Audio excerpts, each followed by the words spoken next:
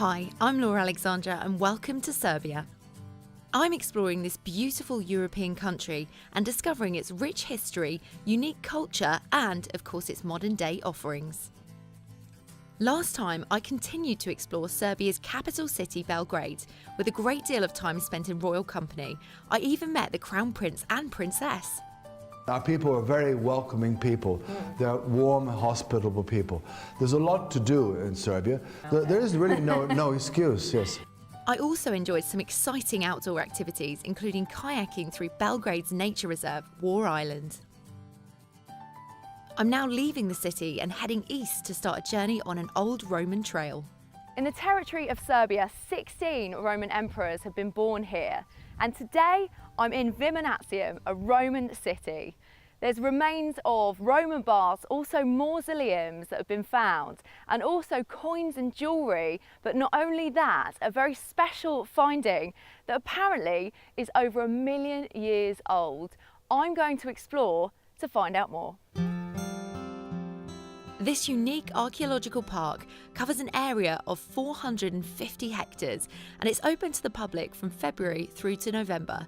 With so much to see, I was told to start far back in the past. So I've now made my way down here to this archaeological dig site, well apparently anyway, but I can't actually see much down here apart from this door in front of me, and I'm not sure what I'm meant to be seeing, what I'm meant to be doing. But let's have a little look behind here and see. Hello? Hello? Hello. Oh, hi. Oh, it's really cold in here, isn't it, compared to out there? Yeah, it happens. I'm really soily and musty inside here. Hi, I'm Laura. My name is Milos. What are we doing here? Well, I'm your guide. Okay. Right? We are on our first archaeological site, right? And we are going to see remains of a mammoth here, right? So this is actually a mammoth? Yeah, it's actually a mammoth. Wow, and how long ago would this have died? Well, up to 1 million years before Christ, actually. 1 million? Yeah. And, I mean, the first thing that strikes me, are these all have real bones? Yeah. Well, we had some reparation. Yeah. Some, but just some, really. This is actually one of the, most preserved skeletons of the steppe mammoth in the entire world. What you see here, well, the way she died. Okay. That story, right? Well, we had here like a delta of a river, right? And of course, it would make swampy areas, and the field would be an interesting type of field. She actually stepped into the wrong kind of mud, and it swallowed her. Yeah. Wow, so that would have like preserved her to what we're seeing now. Yeah. She would be like in a vacuum, basically, and that is why we do not have any bite marks, scavenger and such. I've never seen anything like this before. And what kind of weight are we talking when she's... Well, she was quite a handsome lady, you could say, yeah. 9.5 tons, yeah, right? Wow. 4 meters high, right? 4.5 meters long, yeah. And what kind of stuff would she have eaten to maintain No, that? greenery, Yeah. basically. That was on the menu, of course, since we had the river here, yeah.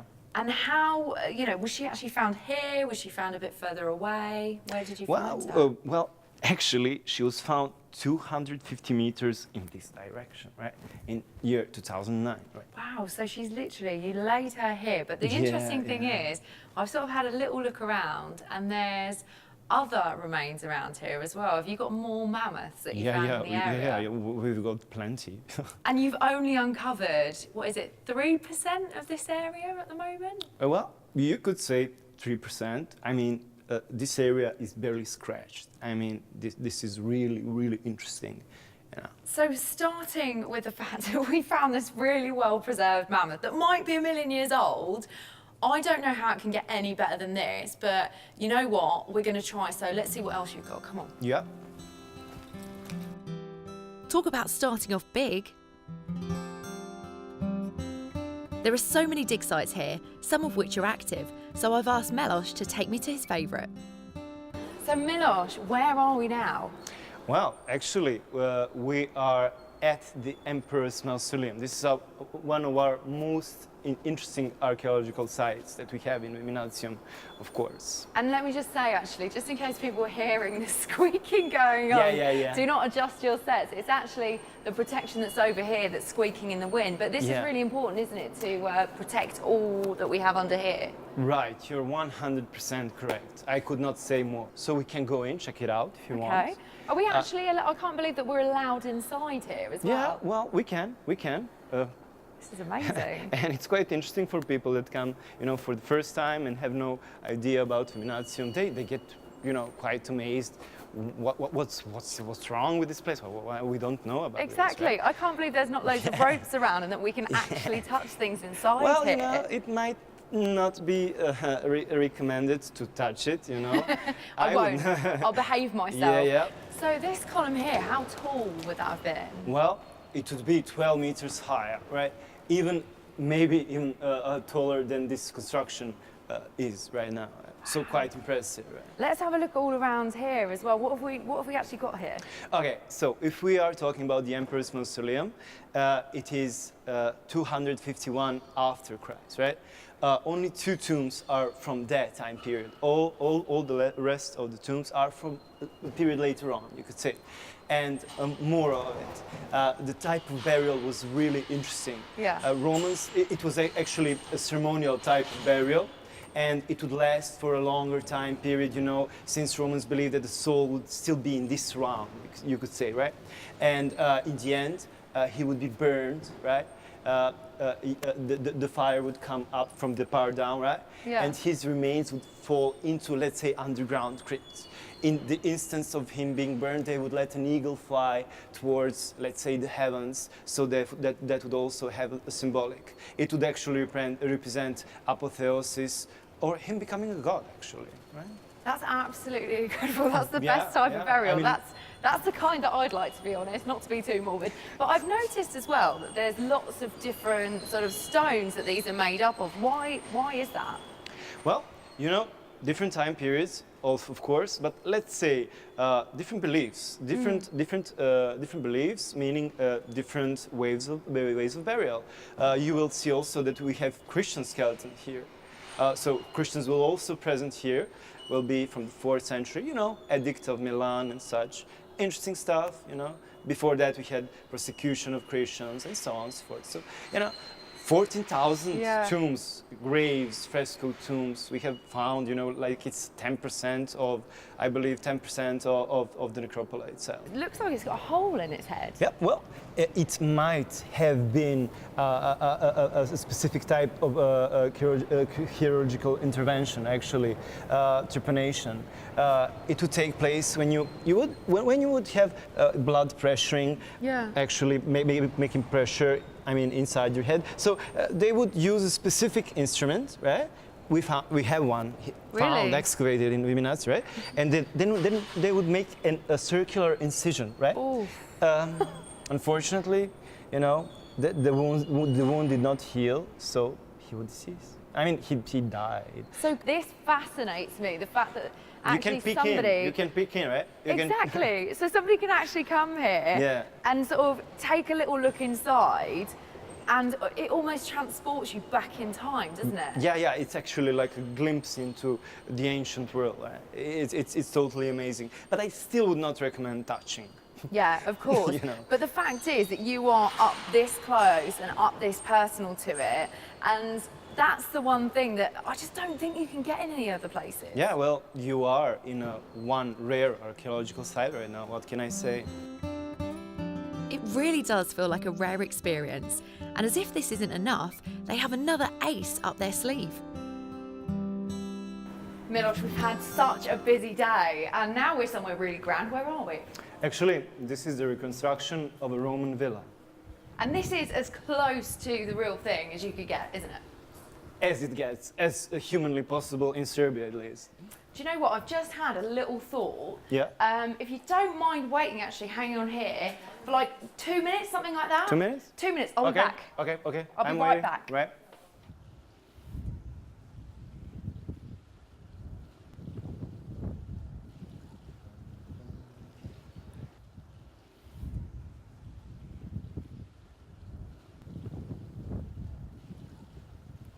What do you think? Well, I think you're quite a Roman lady. Yeah? Yeah. Excellent. And tell me actually, why am I dressed like this? Because it's part of our, let's say, offer to the tourists, right? You can dress up as a Roman lady. You can dress up, I mean, as an August, as a general. But in your, I don't know if you would dress up as a general. Why not? I mean, people can do what they want to do, and Yeah. that's the great thing about here. It's somewhere you can come to relax, but it's not just about, you know, coming and taking part in the Roman banquet. Yeah. You can also actually go out on an Yes. archaeological dig with Yes, experts. Yes, that's one of the unique things about Viminacium. You can basically have Roman lunch here. You can eat like Roman. You can dress up as a Roman, right? You can stay over, right? Sleep in Roman villa, and also doing the digging, right, with our archaeologists. So yeah, living basically as close as it gets, living a day as a Roman, right? This sounds really, really good. It's something Yeah. that I definitely want to come back and do and come back Yeah. and actually stay here, because I think the rooms are only about €15 a night. So Milos, I've had so much fun. It's been brilliant. Thank you so much for your company. And I You were think- also a great company, I must say. I had fun also. Oh, bless you. I think I'm going to be coming back to discover my very own mammoth. That'd be so cool. See ya. I'm exploring Serbia's rich history and following the path of the River Danube to a very special fortress, which happens to be just a stone's throw away from Romania. I found myself here at such a scenic location at Golubac Fortress. Matea's here to tell me a little bit more about the history behind it. Yes, the Golubac Fortress, that is located behind us, lies at the entrance to the Đerdap Gorge, which sprawls over the next 100 kilometers all the way to Kladovo. And it is a medieval fortress that was built, well, we don't know the exact date when it was built, or neither by whom. What we do know is that it was built somewhere around the 13th or 14th century, and it was built by either Serbs or Hungarians. Now, the Danube in those days was the border. On the other side, in today's Romania, was Hungarian Kingdom. Right on this spot where we are located, it was Serbian Kingdom. And this area, small area of the fortress, changed hands a lot of times, and it was basically a border fortification, and it was the site of many battles, many violent and turbulent events, and generally it has a really violent history, which can be attractive to people, I think. Sounds pretty interesting. And looking across, I can't believe I'm saying this, but looking across to Romania, Yes. as I'm looking now, it looks quite wide at this point. Yes, this is the widest point of the Danube. It's about 6.5 kilometers wide, and at the entrance to the gorge it narrows all the way down to 200 meters. So you can imagine it's a pretty big narrowing, I guess. And it's actually one of the windiest spots in entire Serbia, and it's definitely the best sailing spot because the wind here is constant. The wind called Košava, which blows from the southeast, is very violent, as well as the history of this place. So, well, very brutal thing, very brutal location, I guess. But yeah. And the reason, we've got Romania sort of to the side of us here, we've got the fortress behind us, what a Yes. lovely backdrop that is, and also the national park. So in terms of tourists thinking about coming here, it's a great spot where everything comes together, isn't it? Yes. The national park, the Đerdap National Park, is the site rich with cultural history, rich with nature, with spectacular natural and scenic locations, and it's one of, well, in my opinion, the most beautiful national park in Serbia and one of the most beautiful ones in entire Europe. And behind us, obviously getting back to the fortress itself, it's being restored at the moment, but I read some interesting things that actually, normally you can kind of go right up to it and sort of touch the walls and get really close to the history Yes. inside. Is that true? Normally, yes. Yeah.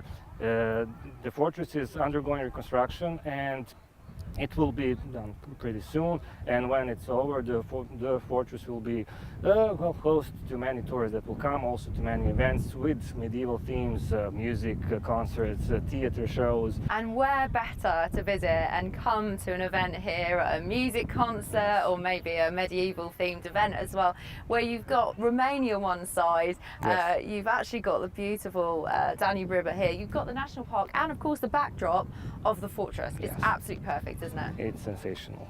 That's all I can say.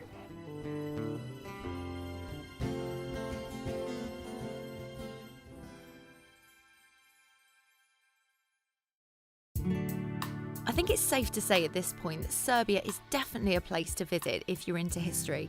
With such a rich variety of historical monuments and sites of natural beauty, it certainly adds to Serbia's attraction as a country to tour. My history tour started in Belgrade before travelling east following the Danube River, where I stopped at Viminacium, a Roman archaeological site. Then I continued eastwards along the river to find Golubac Fortress, of unknown origins but estimated to be from around the 13th or 14th century. Now I'm heading to another site, which apparently has artefacts from a prehistoric civilization. It's called Lipinski Vir, and I can't wait to find out more. Hi. Hi. Thank you so much for having me at Lipinski Vir. I'm very glad that you're here. My name is Vladimir Nojkovic. Nice to meet you. I'm general manager of this visitor center and archaeological site. So what's this place all about? This is very unique and very old archaeological site representing the culture which is more than 8,000 years old. Wow. And what you see over there are actually the dwellings of the houses which people made here in that really? time. Yeah. This is considered as one of the oldest organized human settlements in Europe, because these people made this settlement in the period between 6,500 and 6,300 BC. Wow. Yeah, it's quite a long time ago. And they were in that time Mesolithic culture, which means they were still fishermen, hunters and food gatherers. I have to tell you that this archaeological site wasn't discovered here on this location where you can see it today. It was discovered just 100 meters downstream. Okay. It was placed on small Danube terrace, but unfortunately when the big dam was built downstream, 50 kilometers downstream from here, archaeologists decided to replace all archaeological site here to save it from flooding. Now, original location is about 10 meters below the water level. Oh, amazing. I mean, what sort of looking around these houses or dwellings, you know, what's the sort of central bit in the middle, for example? In the middle of the house there was fireplace, of course. Okay. So Yep. generally people in prehistorical period were very practical, if I can say so. Yeah.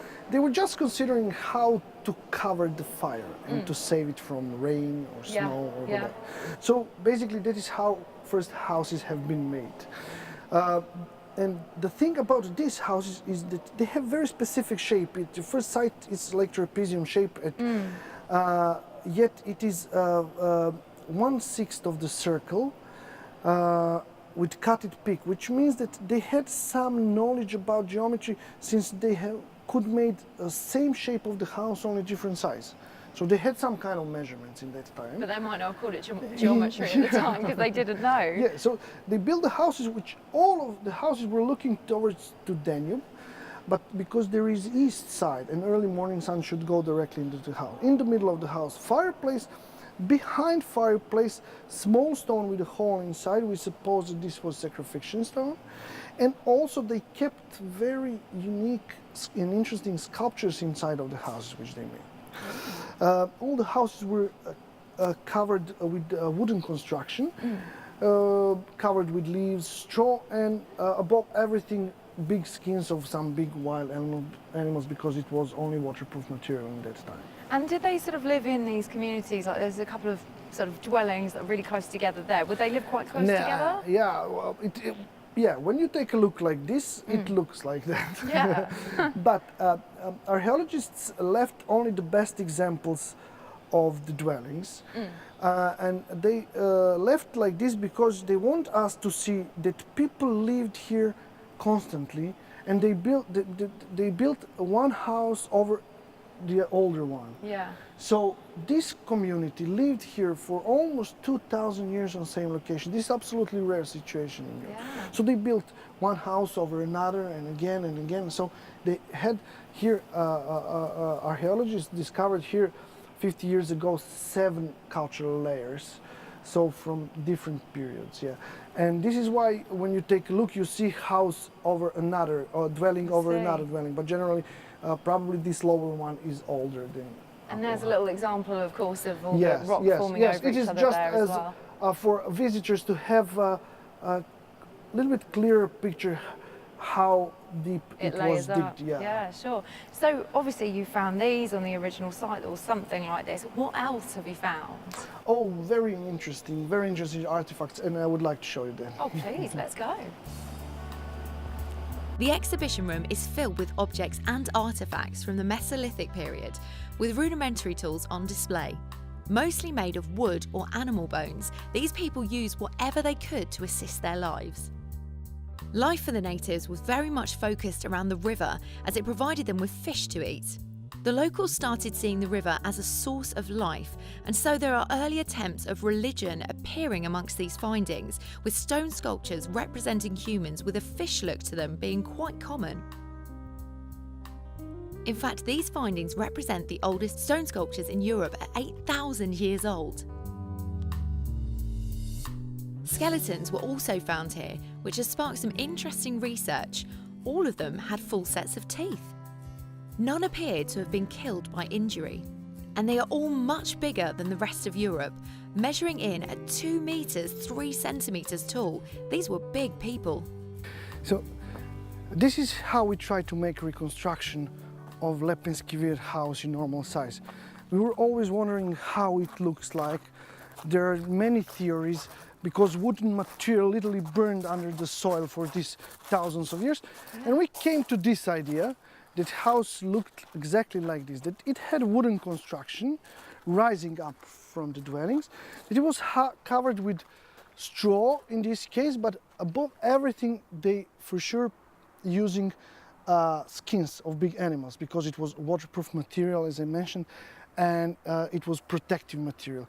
Inside of the house, we can see that there is enough space for one average family to spend time. But they didn't spend time inside of the house. They were just sleeping and burning fire and maybe eating inside of the house.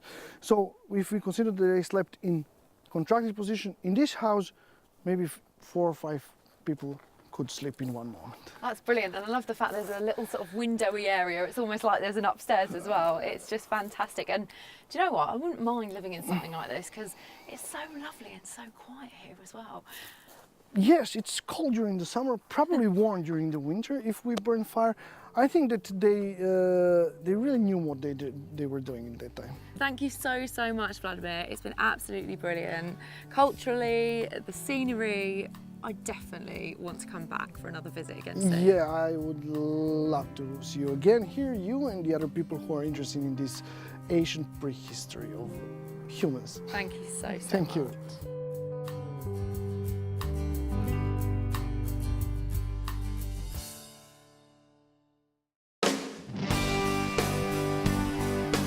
It's been a long day exploring Serbia's vast history, and as the sun starts to set, I'm in the ideal place to experience the moment. I'm here at Deerdap National Park. It's 64,000 hectares to explore, and I'm told it's one of the most beautiful places to watch the sunset alongside the Danube. I'm meeting with Deerdap Park Rangers who are taking me off-road to a perfect spot to witness the sunset. En route, I'm learning more about this area. So, Sanya, we're going on our way to Deerdap National Park. What kind of things can we expect to be seeing? Now we will visit one of the most beautiful parts of Deerdap National Park, the viewpoint called Ploče, and it is above the Iron Gate, that part of the Danube.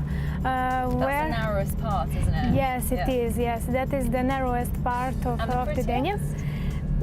Maybe we can say that, but there are also beautiful parts in Deerdap National Park. And I've been reading up, I'll be honest, I have been swatting slightly on the fact there's 1,100 plant species. Yes, it is correct, yes. The diversity of habitat has affected the diversity of fauna and flora. And at Deerdap National Park you can find more than 1,100 of plant species. Also, there are more than 50 species of mammals. For example, there you can see deer, roe deer, wild boar, wild cat. Like lynx? Lynx, yes. Đerdap National Park is the biggest habitat of lynx in Serbia. Really? Yes, and lynx are very rare in Europe. And as I said, there are more than 170 birds also, bird species. And at steep cliffs of Kazan, that is Iron Gate on Serbia, we call it that gorge Kazan. And on steep cliffs of Kazan, you can see also Chamonix, mountain goats, falcons and eagles. Oh wow. Yes. I'm looking forward because I heard that there's a chance there could be a bear here. But they're pretty rare, aren't they? Yes. Okay. Yeah.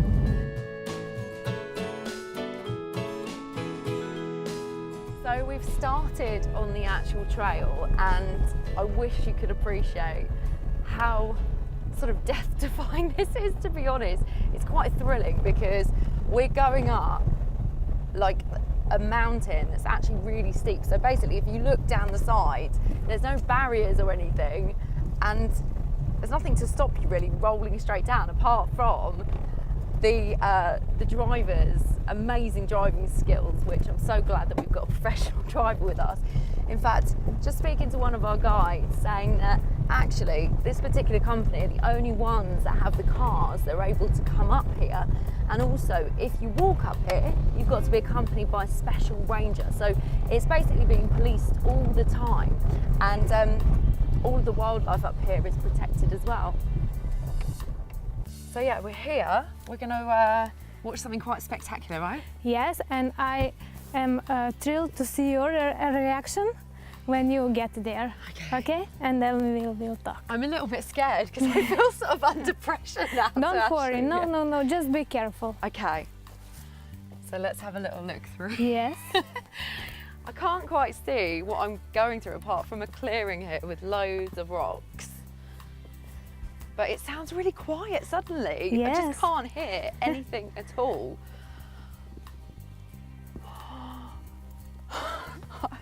Half need taking help? in the views and just, I can't believe it. It's so eerily quiet up here, but you can see absolutely everything. And it's almost like, I know that we're up really, really high, but it kind of feels surreal, doesn't it? Yes.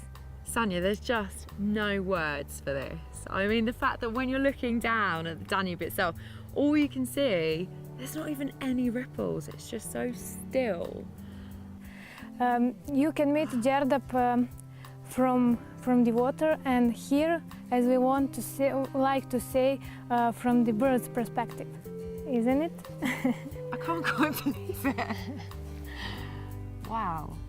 So just enjoy.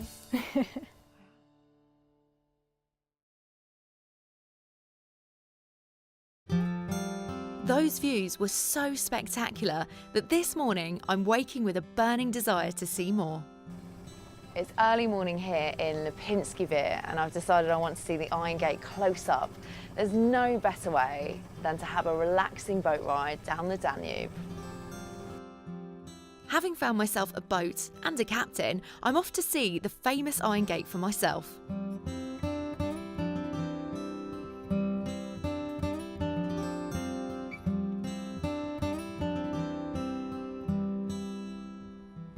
So I've been on my boat journey for about 20-ish minutes, and the views are just next to nothing. They're magnificent. To the side of me, this side, I've got Romania. Other side, I've got Serbia, with the 64,000 hectares of the national park just rolling alongside me. It's one of these experiences that actually, I don't believe you can get anywhere else. It's so relaxing. I could quite happily go to sleep. The sun's shining. I'm just about to approach the Iron Gate, which I'm told is one of the deepest parts of the Danube, between 85 and 100 meters. And right now, I wouldn't want to be anywhere else.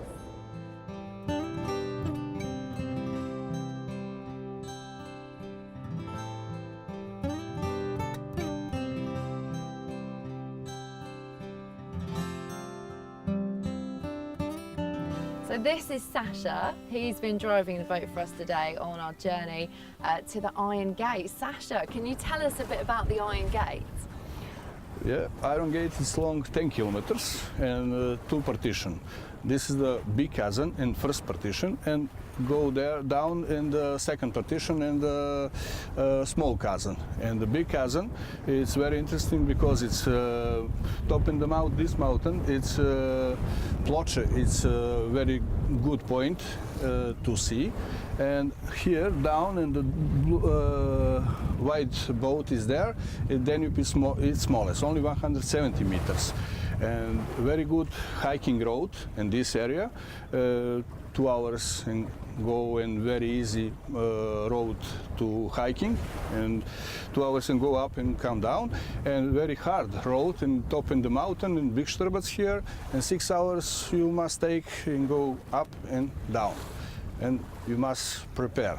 And I mean, also it teaches a lot coming down the river about the history, because you just touched on there a couple of different dates, you know, going along, the sculptures. Yeah, this area, too many different countries it's living there. Yeah. Now it's Romanian, but before it's Dacia. Now it's Serbia, before in Yugoslavia. After that it's Roman Empire and Turkish Empire. Too many castles, too many cultures, monuments stay in this area. And also, you know, why would you say that tourists want to come here? I mean, the Iron Gate's been used in films, hasn't it? It's iconic. You must take to see and feeling and taste and the food and the natural. Yeah, it is. It's a brilliant experience. Thank you so much, Sasha. Thank you.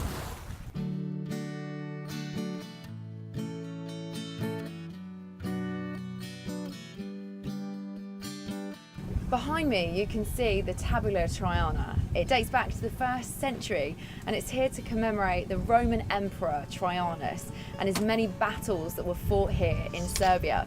It's a really important part of Serbian history, and below it, you might even be able to see the traces of the Roman road that's actually now sunk to the bottom of the river. Incredible.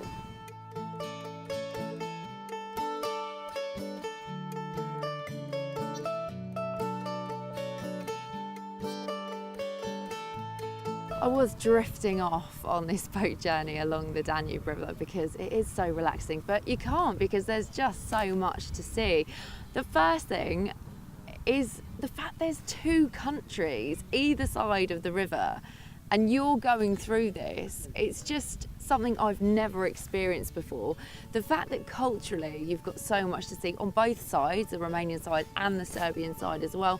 You've got fortresses, you've got the fact that there's different rock formations on each side, the different heights of the different mountain ranges, the national parks, again on both sides as well. And the fact that the architecture is so interesting, but not only that, it's actually a little journey through time, a brief history through time as well, as you explore all the different periods along the river that are dating back to completely different times and with different cultures as well. And one thing that really interests me is the viewpoints at each point are just incredible. And when you look up, all you can see is greenery all around. It's absolutely beautiful.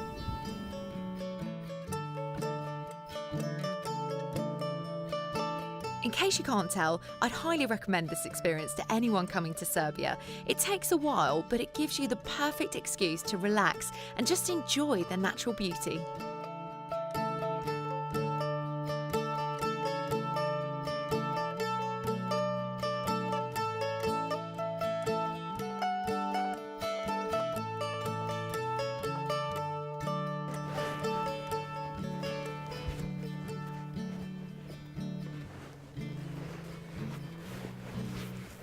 What a great way to take in the history, culture and architecture of Serbia along the banks of the River Danube.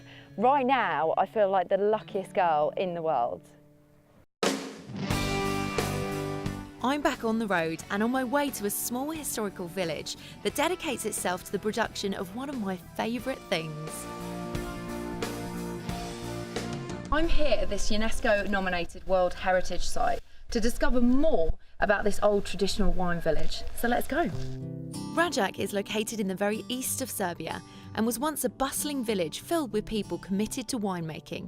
They built their houses here over 200 years ago to be closer to the vineyards where they worked.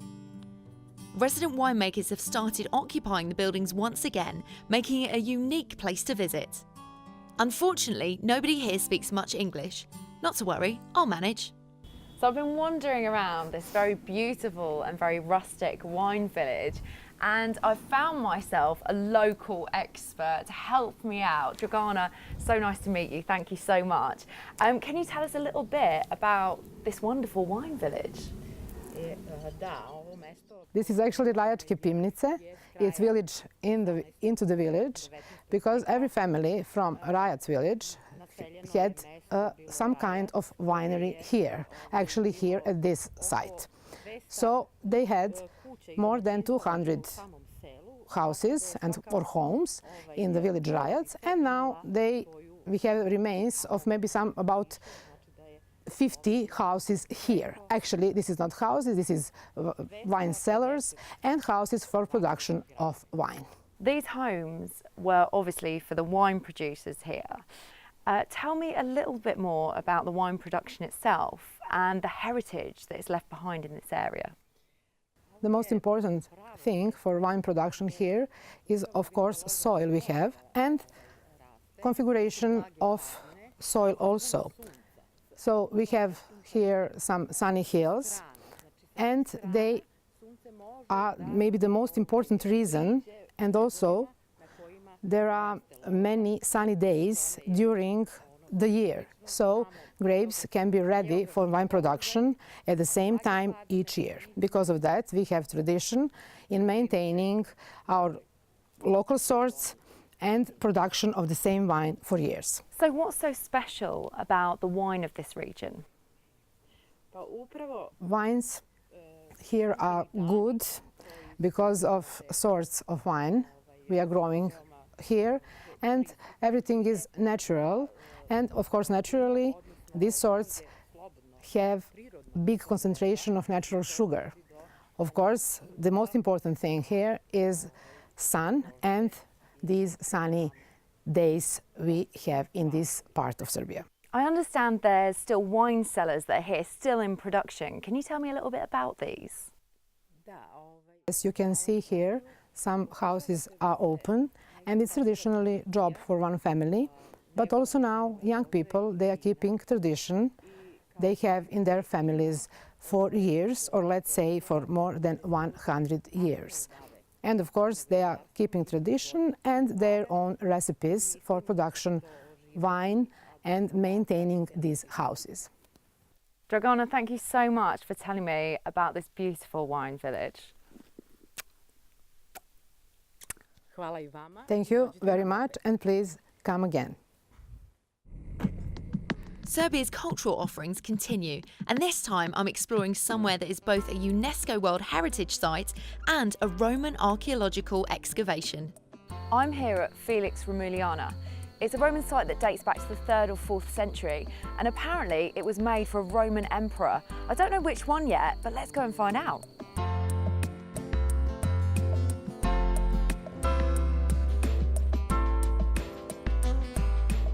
I found myself a tour guide, Sasha, who can hopefully answer my question about who the Roman emperor was that I was trying to find out this site was dedicated to earlier. This site was actually built as an imperial palace in the late antiquity period, in the early 4th century AD, and it was built in the birthplace of one of the Roman emperors. His name was Galerius. Galerius. Yes, okay. So that's the emperor who was born here. Actually, 16 Roman emperors were born on the territory of modern-day Serbia. Wow. And the most famous of those emperors for everyone is Constantine the Great, who was born actually not so far from here, in modern-day city of Niš. So what does this actually mean to Serbians themselves? Is this a site that's got real significance? Well, Serbia is very rich in late antiquity heritage. Actually, this site is, and I'm saying this not because I work here, but because it's true. Yeah. This site is presently the only site in Serbia, archaeological site in Serbia, inscribed into the UNESCO's World Heritage List. And what can we see around us? Well, actually, to your left and to my right, we can see the ruins of once complex of halls, of ceremonial halls, and also the ruins of a basilica in the central part of once a complex of halls. The basilica is from the 6th century, early Byzantine period.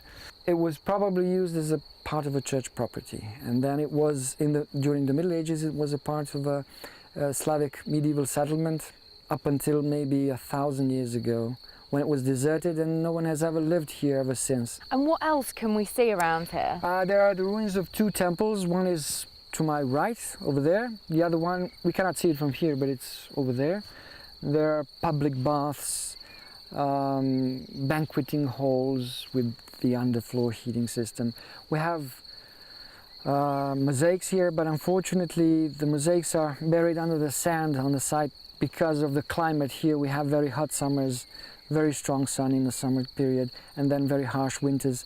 So we protect the original authentic mosaics from that period by burying them under the sand. So we have displaced from the site a few more representative fragments of those mosaics into the museum in the neighboring city here in Zaječar, and our visitors can see them in the museum. That's absolutely incredible. Thank you so, so much, You're Sasha. welcome. You've been brilliant. You're welcome.